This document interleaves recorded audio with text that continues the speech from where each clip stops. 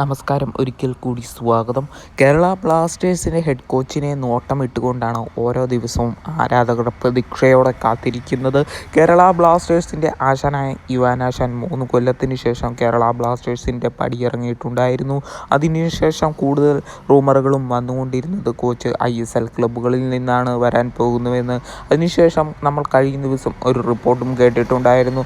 100 head കോച്ചുമാർ Kerala Blasters മാനേജ്മെൻറ്റുമായിട്ട് നോട്ടമിട്ടിട്ടുണ്ടെന്നും അതിൽ 20 കോച്ചുമാരെ Kerala Blasters short list ചെയ്തിട്ടുണ്ടെന്നും അതിൽ നിന്നൊരു കോച്ചിനെയാണ് കേരള ബ്ലാസ്റ്റേഴ്സ് സൈൻ ചെയ്യിക്കാൻ പോകുന്നുവെന്നും.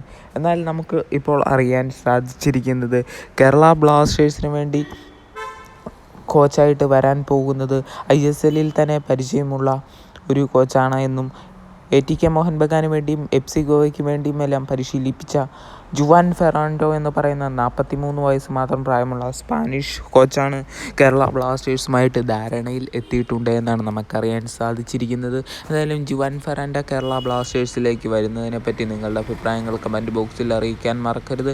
മികച്ച രീതിയിൽ കളിപ്പിക്കാനും കളി പഠിപ്പിക്കാനും പറ്റുന്ന കോച്ചാണ് ജുവാൻ ഫെറാൻഡോ. എന്തായാലും നമുക്ക് കണ്ടു തന്നെ ഇരിക്കണം ഫെറാൻഡോ ബ്ലാസ്റ്റേഴ്സിൽ എത്തുമോ എന്ന്. വീഡിയോ നിർത്തുന്നു.